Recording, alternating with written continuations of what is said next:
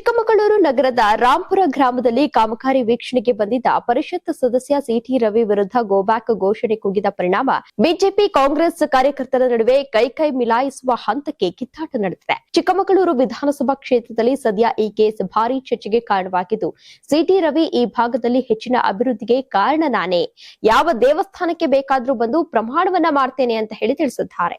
ಇನ್ನು ಕಾಮಗಾರಿ ಕ್ರೆಡಿಟ್ ವಿಚಾರವಾಗಿ ಶಾಸಕ ತಮ್ಮಯ್ಯ ವಿರುದ್ಧ ಸಿಟಿ ರವಿ ಆಕ್ರೋಶವನ್ನು ವ್ಯಕ್ತಪಡಿಸಿದ್ದಾರೆ. ಮುಖಾಮುಖಿ ಆಣೆ ಪ್ರಮಾಣಕ್ಕೆ ಸವಾಲ್ ಹಾಕಿದ್ದಾರೆ. ನೀವು ಸಣ್ಣ ಆಗ್ಬೇಕಲ್ವಾ, ಅದು ಒಂದು ಉತ್ತಮ ಆಹಾರದಿಂದ ಸಣ್ಣ ಆಗ್ಬೇಕಲ್ವಾ. ಪ್ರತಿದಿನ ನಮ್ಮ ಜೀನಿ ಸ್ಲಿಮ್ ನ ಯೂಸ್ ಮಾಡಿ ಯಾವುದೇ ಸೈಡ್ ಎಫೆಕ್ಟ್ ಇಲ್ದಂಗೆ ನೀವು ಸಣ್ಣ ಆಗ್ತೀರಾ.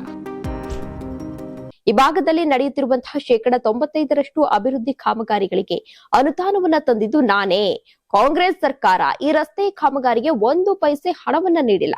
ಬಸವರಾಜ ಬೊಮ್ಮಾಯಿ ಅವರು ಮುಖ್ಯಮಂತ್ರಿಯಾಗಿದ್ದಾಗ ನಾನು ವಿಶೇಷ ಅನುದಾನವನ್ನ ತಂದಿದ್ದೆ. ಯಾವ ದೇವಸ್ಥಾನಕ್ಕೆ ಕರೆದ್ರು ಬಂದು ಪ್ರಮಾಣವನ್ನ ಮಾಡಲು ನಾನು ಸಿದ್ಧ.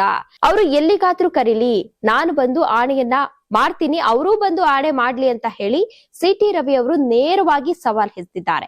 ಇನ್ನು ಕಾಂಗ್ರೆಸ್ ಅಧಿಕಾರಕ್ಕೆ ಬಂದಾಗ ಕಾಮಗಾರಿಯನ್ನ ತಡೆ ಹಿಡಿಯುವ ಕೆಲಸ ಮಾಡಿತು ಎಂದು ಆರೋಪಿಸಿದ ಸಿಟಿ ರವಿ 2024ರಲ್ಲಿ ಈ ರಸ್ತೆ ಕಾಮಗಾರಿಗೆ ವರ್ಕ್ ಆರ್ಡರ್ ಅನ್ನ ನೀಡಲಾಗಿತ್ತು ಎಂದಿದ್ದಾರೆ. ರಸ್ತೆಯಲ್ಲಿದ್ದ ಮರ ಹಾಗೂ ವಿದ್ಯುತ್ ಕಂಬಗಳನ್ನ ತೆರವುಗೊಳಿಸಲು ಹಣವಿಲ್ಲದ ಕಾರಣ ಕಾಮಗಾರಿ ವಿಳಂಬ ಆಗಿದೆ ವಿನಃ ಬೇರೇನೂ ಅಲ್ಲ ಎಂದು ಸ್ಪಷ್ಟಪಡಿಸಿದ್ದಾರೆ. ಸದ್ಯ ಚಿಕ್ಕಮಗಳೂರು ನಗರದಲ್ಲಿ ಎಂಎಲ್ಸಿ ಹಾಗೂ ಎಂಎಲ್ಎ ನಡುವಿನ ಈ ಆಣೆ ಪ್ರಮಾಣದ ಫೈಟ್ ರಾಜಕೀಯ ವಲಯದಲ್ಲಿ ತೀವ್ರ ಸಂಚಲನವನ್ನ ಮೂಡಿಸಿದೆ.